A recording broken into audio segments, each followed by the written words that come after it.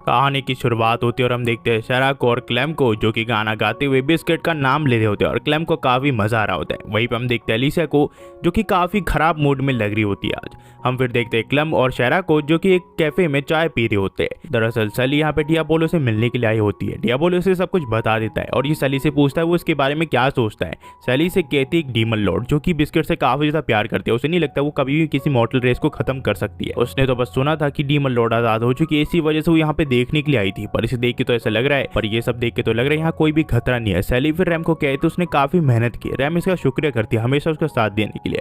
हम फिर देखते हैं शेरा और डियाबोलो को जो कि आगे बढ़ रहे होते हैं। शेरा डियाबोलो को कहती है कि सैली काफी ज्यादा समझदार है, उसे पता चल गया कि क्लेम डेंजरस लोगों में से नहीं है। डियाबोलो कहती है कि हाँ सैली काफी ज्यादा समझदार है, वो तो सिर्फ फिल्टर की प्रोटेक्शन करना चाहती है। उतने में शेरा देखती है रैम, क्लेम और एलिसिया यहाँ पे गायब हो चुकी होती है। यहाँ पे इन्हें समझ नहीं आ रहा होता ये तीनों कहाँ गए। वहीं पे हम देखते हैं एलिसिया को जो कि क्लेम और रैम को एक कोने में ले आती है। रैम इससे पूछती है आखिरकार ये लोग यहाँ पे क्या कर रहे हैं। शेरा और डियाबोलो को इन्होंने पीछे छोड़ दिया। यहाँ पे एलिसिया कहती है उसका प्लान तो था कि क्लेम को लाके बाद में शेरा को लाए, पर ये बिल्कुल भी श्योर नहीं थी कि वो एक की तरह काम करेगा कि नहीं। तो रैम पूछती है कि कैसा की। वही हमें शेरा और डियाबोलो को इनके यहाँ दिखाया जाता है, जहाँ पे डियाबोलो शेरा को कहता है कि तुम यहीं पे रुको, जब वो लोग वापस आए तो मुझे बता देना। और डियाबोलो रैम और क्लेम को ढूंढने के लिए चला जाता है, पर उसे यहाँ पे थोड़ा अजीब भी लग रहा होता है कि कुछ ना कुछ तो गड़बड़ है। वहीं पे हमें दिखाया जाता है एलिसिया के यहाँ पे जो कि क्लेम को कहती है आखिरकार उसकी मेमोरी मिसिंग क्यों है। उसे एक फॉलोअर ने कहा था कि मैजिक के अलावा भी डीमन लॉर्ड की मेमोरी वापस लाई जा सकती है। रैम इसकी बातें सुनकर बिल्कुल हैरान हो जाती है। वहीं पे हम देखते हैं एलिसिया को जो कि कह रही होती है आखिरकार डीमन लॉर्ड की मेमोरीज वापस लाने के लिए हमें क्या करना चाहिए। रैम एलिसिया से पूछती है आखिरकार वो डीमन लॉर्ड की मेमोरी वापस क्यों लाना चाहती है। एलिसिया यहाँ पे अपना चेहरा बदलते हुए कहती है कि अभी अभी तो उसने कहा कि वो हमेशा से ऐसी ही थी, वो हमेशा से यही करना चाहती थी और अभी से प्रिटेंड करने की कोई जरूरत नहीं है कि वो उसकी फ्रेंड है, वो उसकी कोई भी फ्रेंड नहीं है। और रैम को उसने कभी भी अपना दोस्त नहीं माना। क्लेम को ये सुन के काफी ज्यादा गुस्सा आ जाता है और वो कहती है वो उसको पूरी तरह आग में झुलसा देगी। तो यहाँ पे साइको की तरह बात करने लग जाती है और कहती है डीमन लॉर्ड के हाथों मरना उसके लिए सम्मान की बात होगी, इस दुनिया के सारे गंदे मॉर्टल्स को मारना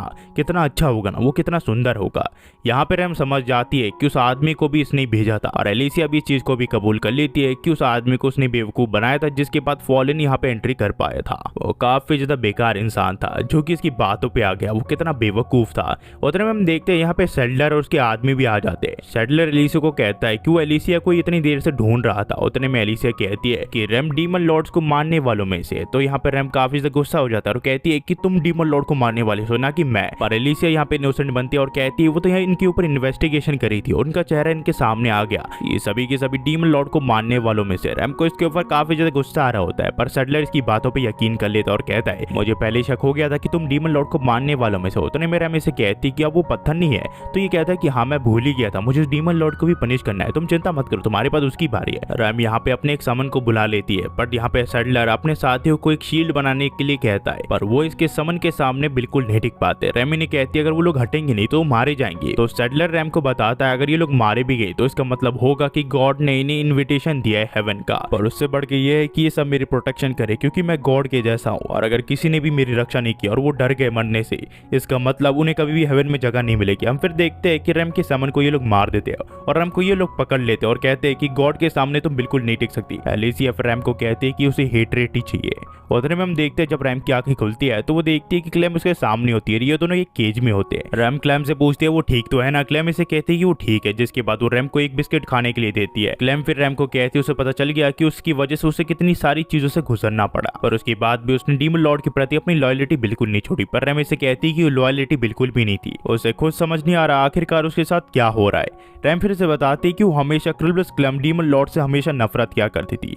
उसे अब समझ नहीं आ रहा कि जब उसके सामने है वो उसके साथ कुछ कर क्यों नहीं पा रही। डीमन लॉर्ड की वजह से रैम को काफी कुछ खोना पड़ा। उतने में यहाँ पे क्लेम इसे बताती कि नेचुरल है कि वो उसे हेट करती है क्योंकि रैम को उससे काफी कुछ खोना पड़ा, उसके पास फ्रीडम नहीं थी और उसे हमेशा तकलीफ हुआ करती थी। रैम फिर से पूछती है वो भी तो अकेली सील थी, उसे क्या अकेला फील नहीं होता था। क्लेम इसे कहती है इसे हर चीज से गुजरना पड़ा, ये आधी सोई हुई थी और आधी जागी हुई थी और इन सारी चीजों से इसे गुजरना पड़ा क्योंकि एक डीमन लॉर्ड के तौर पर पैदा हुई है। रैम समझ जाती है कि इसकी भी कोई गलती नहीं है। रैम इसे कहती है कि क्लेम रैम से बिल्कुल अलग नहीं है, इसी वजह से वो क्लेम को हमेशा प्रोटेक्ट करना चाहती है। क्लेम रैम को कहती है कि वो बात इसने एलिसिया को भी बताई कि उसका सब कुछ ठीक है, पता नहीं फिर भी वो उसका क्या ठीक करना चाहती है। क्लेम फिर रैम को कहती है अगर वो अपनी पावर का यूज करेगी तो इस केज को तोड़ सकती है, पर रैम इसे मना कर देती है क्योंकि वो चाहती है वो हंसती खेलती रहे, वो किसी को भी ना मारे तो ही उसके लिए अच्छा रहेगा क्योंकि लोग उसे हेट करेंगे। हमें फिर दिखाया जाता है क्लेम और रैम को ये लोग चर्च के यहाँ पे ले आते हैं, जहाँ पे रैम देखती है कि यहाँ टॉर्चर का सामान होता है। रैम सैडलर को कहती है वो जितना भी उसे टॉर्चर कर ले वो कभी भी ये कन्फेस नहीं करेगी वो डीमन लॉर्ड की फॉलोवर है। सैडलर रैम को कहता है वो चाहकर भी उसे बेवकूफ नहीं बना सकती क्योंकि वो एक होली मैन है,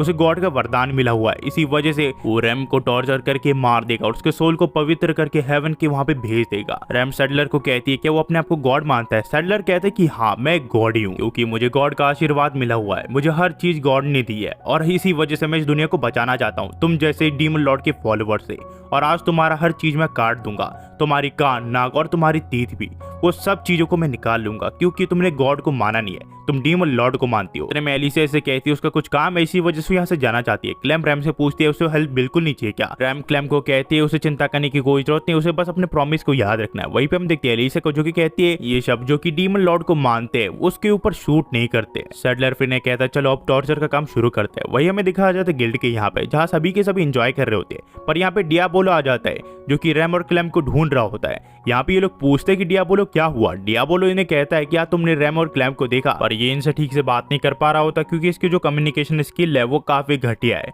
ये सोच रहा होता है कि डियाबोलो के अवतार से इसे उतरना पड़ेगा तब जाके ये बात कर पाएगा। पर उतने में एक बच्चा यहाँ पे आ जाता है जो कि कहता है कि पालाडीन को इसने यहाँ पे रैम को ले जाते हुए देखा। तो डियाबोलो कहता है कि वो उसे कहाँ ले गए। ये बच्चा इसे बताता है वो उसे चर्च लेके गए। डियाबोलो उसे बचाने के लिए दौड़ लगाने चालू कर देता है। वहीं पे हमें दिखाया जाता है कि फॉलन की पूरी आर्मी पेल्ट्रा सिटी के ऊपर हमला करने के लिए तैयार होती है। गेलफोर्ड यहाँ पे अपने एक सिपाही को भेजता है ताकि वो योर मैजेस्टी को ये बता सके। वहीं पे हमें दिखाया जाता है रेडगार्ड को जो कि अपनी पूरी आर्मी के साथ तैयार होती है। वही हमें सैली के यहाँ दिखाया जाता है जो कि यहाँ पे बैरियर को किस तरह रोके रखी होती है। हमें फिर रैम के यहाँ दिखाया जाता है जहाँ पे ये लोग इसको टॉर्चर करना शुरू कर देते हैं। यहाँ पे इसके हाथ में एक कैची होती है पर रैम क्लेम को चिंता करने के लिए मना करती है। ये इसका एक कान काट देता है। रैम को काफी ज्यादा दर्द हो रहा होता है और साथ ही साथ ये पेट के अंदर एक तलवार घुसा देता है रैम के। ये सब देख के क्लेम काफी ज्यादा गुस्सा हो जाती है और वो सैडलर को रुकने के लिए कहती है पर सैडलर इसके ऊपर वार कर देता है। क्लेम के कपड़े फट जाते हैं, उसे काफी ज्यादा गुस्सा आ रहा होता है और वो कहती है कि आज इन सबको वो राख में बदल देगी। सैडलर जब ये देखता है कि क्लेम एक फॉलन है तो ये काफी ज्यादा गुस्सा हो जाता है और इसके ऊपर वार कर देता है। पर यहाँ पे वक्त पे रैम आ जाती है जो कि उसका वार अपने पीठ पे ले लेती है। क्लेम रैम को कहती है वो इन सबको मार देगी पर रैम इसे भागने के लिए कहती है, जिसके बाद हम देखते हैं जो सैडलर है वो रैम की पीठ में एक एक करके काफी सारी तलवारें घुसा देता है जिससे जो रैम है वो मारी जाती है। ये देख के रैम का गुस्सा अब काबू में नहीं रहता, वो काफी ज्यादा गुस्सा हो जाती है और वो अपने असली रूप में आ जाती है। इसे देख के सैडलर के साथ ही और ये काफी ज्यादा डर जाती है पर सैडलर फिर भी हार नहीं मान रहा होता।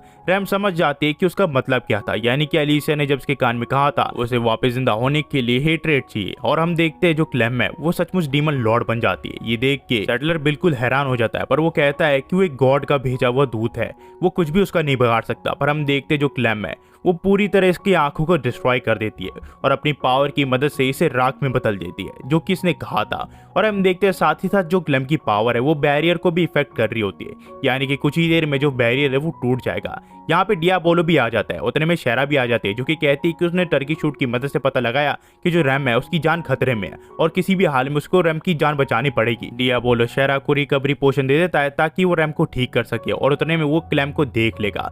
शेरा इसे कहती है उसे मारना मत, उसे वापस ले आना। डियाबोलो कहता है कि चिंता मत करो, वो डीमन लॉर्ड है जो कि दूसरी दुनिया से है, वो उस डीमन लॉर्ड से कभी भी नहीं हार सकता, वो भी क्लेम से। वो क्लेम को किसी तरह कंट्रोल करके उसकी नॉर्मल रूप में ले आएगा। और यहाँ से जो कहानी टू बी कंटिन्यू हो जाती है। आपको ये एक्सप्लेनेशन कैसी लगी आप हमें कमेंट बता सकते हैं। और हाँ यार, thanks for watching guys, next video में मिलते हैं।